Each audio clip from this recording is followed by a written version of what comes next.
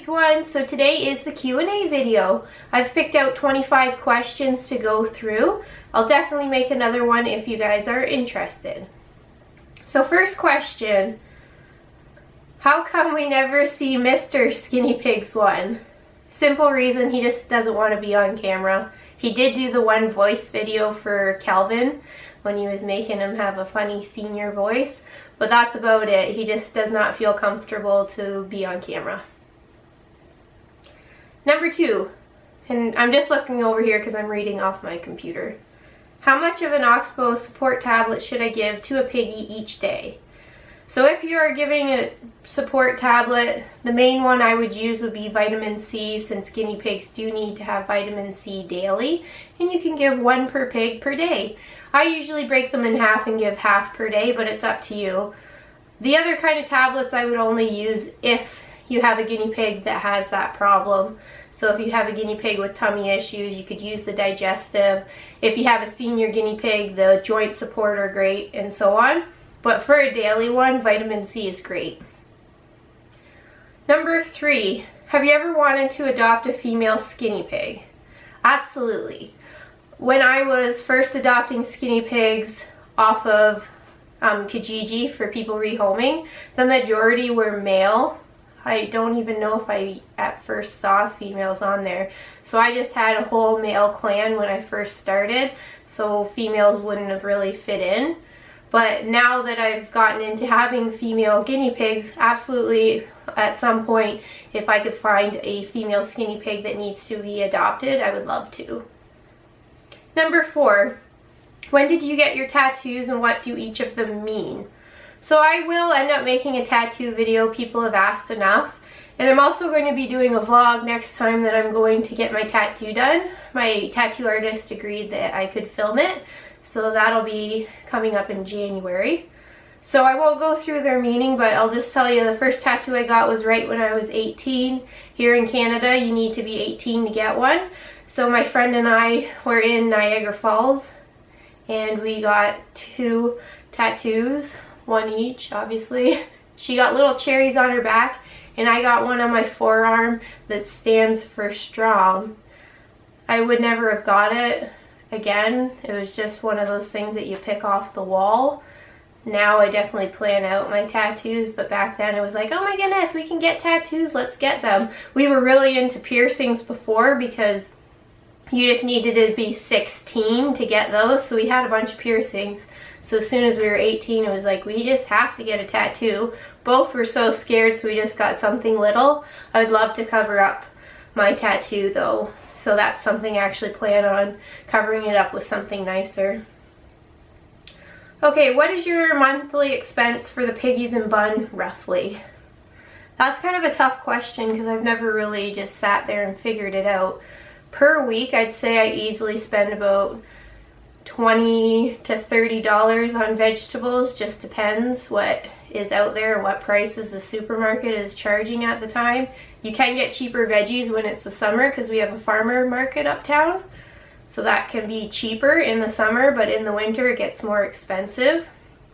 And hay and pellets I buy in bulk, so that's not really per week. My 50 pounds boxes of hay usually last me a couple months, and they're about $70 to purchase. And 25 pounds of pellets cost me about $40 and last me months as well. And then it depends, right, if there's a vet visit in there. So I couldn't tell you for sure, I'm sorry. And they also wanted to know, what is your happiest memory of Kelvin? I think just the day I picked him up with Hobbs, knowing that he would never have to be stuck in a teeny tiny pet store cage again that had no pellets in there, no hay, that him and his brother were going to be safe. Just bringing them home was just the happiest memory. What was your first pet, and what are your worst pet mistakes? So my first pet that I owned as an adult was Barnaby. If you go back to my very first video, you'll see Barnaby running around a pet store cage. He was a black skinny pig with a little bit of orange on his nose. The friendliest, tamest guinea pig I've ever had. Sweetest little guy. So my biggest pet mistakes kind of come from that. I bought him on impulse from a pet store. I only bought him, so I didn't have a friend for him at first. I didn't even have a cage or any of the supplies at home, so that was stupid. So I brought him home, had to grab a pet store cage from way back in the day that Mom still had kept at her house to have him in, and then I got him a CNC cage. But at the time at the pet store, they didn't sell you any hay, and I got the crappiest pellets for him. So that was something I learned as I went along, that you do have to care about their diet. You need to give them hay, you need to give them a bigger cage, you need to give them a buddy, and don't buy them on impulse, because you need to have your research and everything set up for them before you bring them home. So if I could turn back time, I still would want Barnaby, even though I purchased him. He was with 2 other piggies, his brothers. I would have just taken all 3, already had my CNC cage, my hay, my healthy pellets, and been all set up that way. So it was just a really stupid, like, oh, I want it, so I'm gonna get it kind of impulse. Okay, number 7. Was your husband always on board with the expenses and needs of the pigs? So when I first started getting guinea pigs, he was a little iffy about why I needed so many. But over the years, he's been very comfortable with them because I work as well as he does.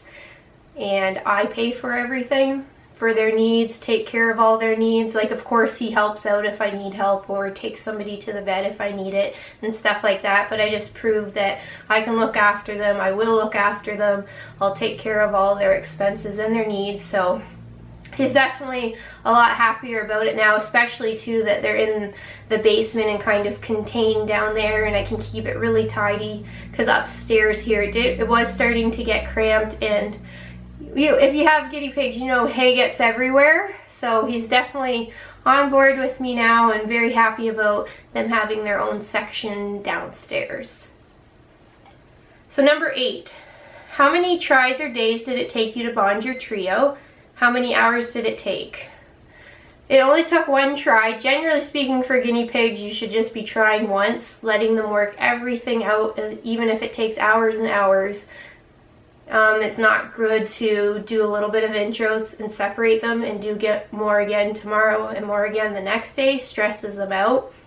Guinea pigs work where there's a boss pig, and so on and so forth. So if you keep breaking them up, you're just starting from scratch again the next day. So the trio, I put them in a huge pen down on the floor in floor time with just veggies and hay, put them all in, sat with them, and I let them work things out in there for about 3 hours. Because by the time you get into 3 hours, pigs are laying down and sleeping, and they've worked out their biggest challenges. And then over the next week, I would say each day, things got better and better and better and better. So I wasn't happy that they were until about a week in, knowing that they were completely bonded. Because each day they still had to work on some things. They still had a little bit of chasing or lunging that they needed to work out, but after a week it was good. Okay, number 9, when did your love for specifically skinny pigs start, and what was your first reaction to hairless guinea pigs? So as I said, it was a very impulse thing. I was in a mall that used to have a pet store there, absolutely terrible place, and I would just look in there at the animals just because I enjoyed animals. And they had skinny pigs there, which I had never seen before. I had guinea pigs back when I lived with my parents. Growing up, we had some. So I knew what they were, and them being hairless, it was just fascinating to me. And I saw Barnaby, and I thought he was the cutest thing that I ever did see. So my first reaction was he was adorable, and that I had to have him. Terrible, right? Number 10, do you have other pets, or what other pets would you like? This was asked by a lot of people kind of in different ways. So basically, no, I don't have any other pets than the piggies and Bun Bun. Would I like other pets? Maybe one day down the road I would love to adopt 2 cats. I love all animals, but there's just certain pets I know are not for me, and I only see myself maybe adopting 2 cats that would fit into what I'm comfortable with. Number 11, how many guinea pigs have you had in total? Okay, so the piggies who have passed away, there's Barnaby, Ernie, Grover, Rugby, Strawberry Shortcake, Butterscotch Ripple, Kelvin, Hobbs, and Nanook. So that's 9 piggies who have passed away. I've had piggies since I got married, I think since about 2010 I had guinea pigs for, so over that amount of time, yeah, 9 piggies have passed away. A bunch of them passed away in their senior years, and yes, there's been some here or there where it's been a random medical complication. Alright. 12. If someone ever notices anything that could be wrong with their guinea pig, should you immediately contact your local vet or do some research first? So that's a good question. 100% think you should call your vet first. Tell them what signs and symptoms you're seeing, and from there they're going to advise you of what you should do. In your downtime, when nothing's wrong with your guinea pigs, get in as much research as you possibly can. It really helps you pick up on medical issues. So Guinea Links, it's linked down below this video, is the best resource for guinea pigs. There's a whole section on health issues that they can commonly have, what symptoms and signs to look out for. So that is something that I have read that site like top to bottom. So when you see something off, you can think, oh, it could be this, I need the vet. 100% don't waste your time on the internet when something is serious. You need to call the vet because they're the people who are your lifeline, who are going to diagnose your pig and treat your pig. Guinea Links also has on there where you can find a vet, so you can click on it, click where you're from, and there are vets that are recommended from people so that you know you're going to a good exotic vet. Number 13, which is a better staple hay, Timothy or Western Timothy and orchard grass mix? Totally depends on your piggy's preferences. I know some people say their pigs won't eat Timothy or won't eat orchard grass. So you just kind of got to experiment until you find out what they like. For my piggies personally, I find everybody likes a variety. If you mix the Timothy and the orchard grass together, sometimes if you give them Timothy for too long, they start leaving a ton of it.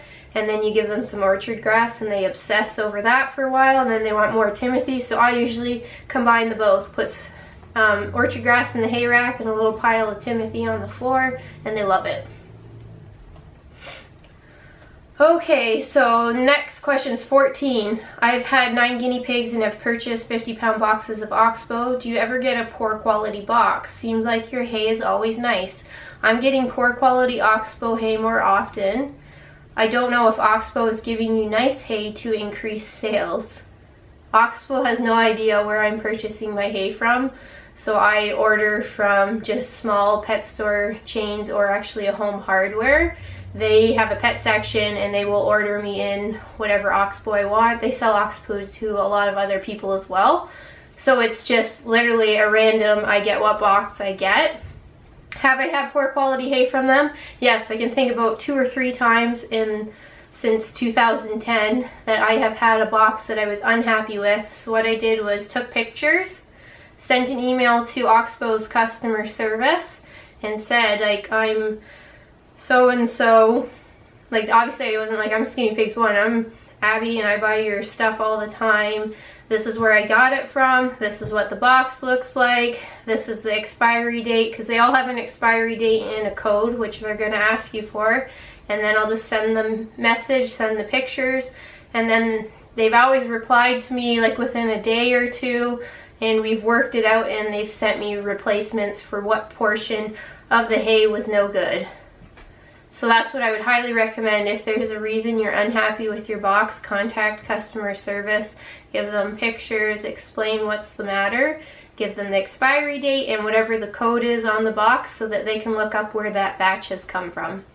And I've never had an issue with getting my hay replaced. So number 15, which guinea pig accounts do you follow and who are you a fan of? So to be fair, I'm just going to do like 5 off the top of my head.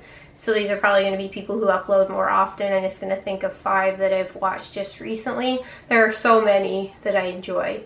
So I watch Pug, Pibble Hedgie, Little Adventures, 101 Rabbits, Budget Bunny, Who's somebody else that I can think of quickly? Oh, Bunnies of the Burrow. So let's stop there. That'll be the 5 that I mentioned. I have a bunch more channels that I tune in. Those people are who I've just watched recently. 17. When and why did you decide that guinea pigs were the pets for you? Were you always interested in them? And what does your husband feel about the pets? So guinea pigs were something, I think I owned my first guinea pig when I was 11. And that was Honey, and then we had Pumpkin. And then at my mom's house, I more classed them as they were mom's guinea pigs because she looked after them, was Marzipan, Gingerbread, Peanut, and Blackberry. So I just absolutely loved guinea pigs. They're so sweet. I loved how they talked. I loved that they wanted to cuddle with you. And I really enjoyed taming them. That was really fun. Okay, number 18. Do you work full-time or is YouTube full-time? I work full-time. YouTube just started as a side thing because I wanted to have a place to store my memories of the guinea pigs. And as things kind of took off and people were interested, then I started, you know, sharing more. And then there's kind of seemed to be a need on YouTube for responsible pet ownership, showing people that cage size is important, that hay is important, and so on and so forth. So that's kind of where I've went. I still just obviously do it on the side. My videos are monetized, so I do get revenue from people clicking on my videos, clicking on my ads, which is awesome. I thank everybody who supports me, and you can 100% know that the money that I do make off of YouTube goes right back to those pets, paying for vet bills, paying for their food, paying for their cages to be nice and cozy. 19. Do you want kids or do you have kids? I do not have kids and I do not want kids. I have never ever been a person who thought I wanted to have kids, and it's never changed. I have some lovely nieces that I get to enjoy, and I am a godmother to a very lovely boy. That's enough for me. Number 20. Do you play video games or watch anime? I don't watch anime. I play very few video games. Crash Bandicoot was life when I was a child, and they came out with it remastered, so my sister and I played a bunch of that recently. I watch my husband play some of his video games. He's into like Star Wars, The Last of Us, and I'm terrible for thinking of Dead Space. I'm terrible for thinking of what the names are. Fallout, stuff like that. I'll watch him for a while. I'm just not a huge gamer. There's nothing wrong with it. I enjoy watching it, but I just don't play it very often. 21. What breed of guinea pig would you like to get?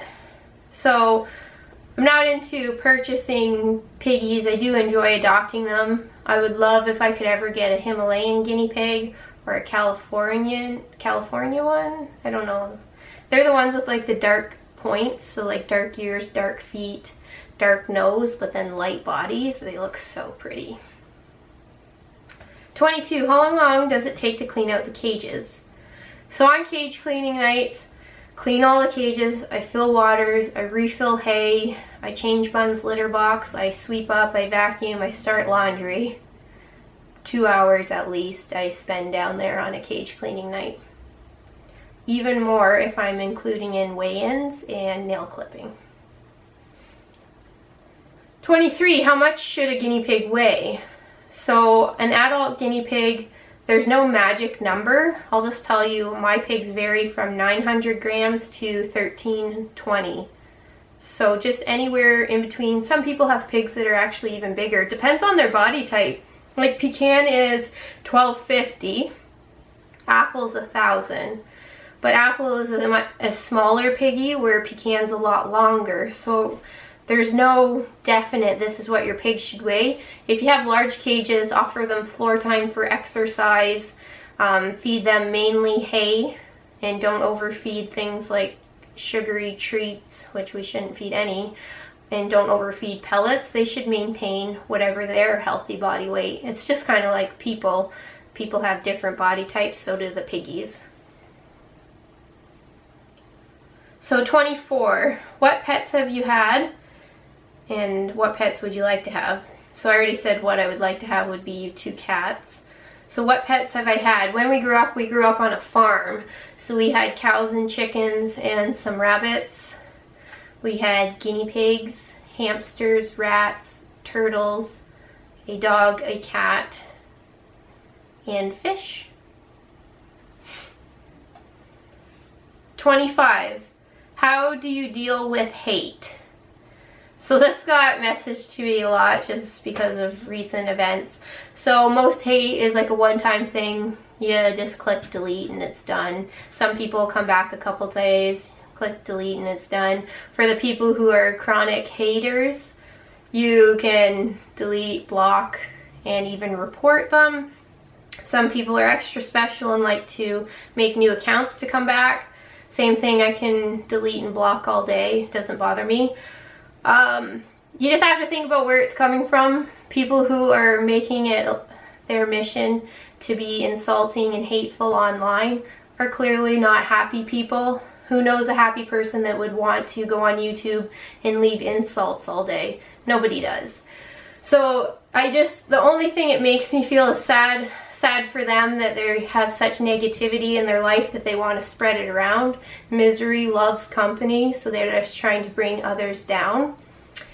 And having some anonymous clown online say something hateful about my personal appearance means absolutely nothing to me. I've had people in person say rude things to my face and I don't care, so the clowns on the internet, you can say what you want, it doesn't affect me. People who are saying rude things about your personal physical appearance are so insecure. You can see it all the time on, say, like beauty guru videos. In the comments, it's like people are obsessed with how good looking, say, somebody is doing their makeup, and it makes them feel so insecure that they'll like start picking out things and be like, look, she has a crooked tooth, or her nose looks like it was broken, one of your eyes is bigger than the other. Who flipping cares, right? It's just that person who's just feeling bad about themselves, so they want to try to be like, see, you're not so perfect, see, even though that person never said that they were. Everybody has flaws. So for me personally, some people are making fun of like my hairstyle with the shaved sides or my tattoos. I could care less what you have to say. I like myself, I like my style. If you don't like it, that's fine. Keep it to yourself though, because you just make yourself look like a fool. So just remember that it's never about you, it's about them. They've got things they need to work on about themselves. Because honestly, think about for yourself, would you ever want to be throwing out insults like that at somebody? If you're feeling good about yourself, absolutely not. You don't want any of that negativity around you. So just remember where it's coming from, and then it doesn't matter. At the end of the day, you can delete and block and it's gone. And you have all the people around you that love you, so that's all that matters.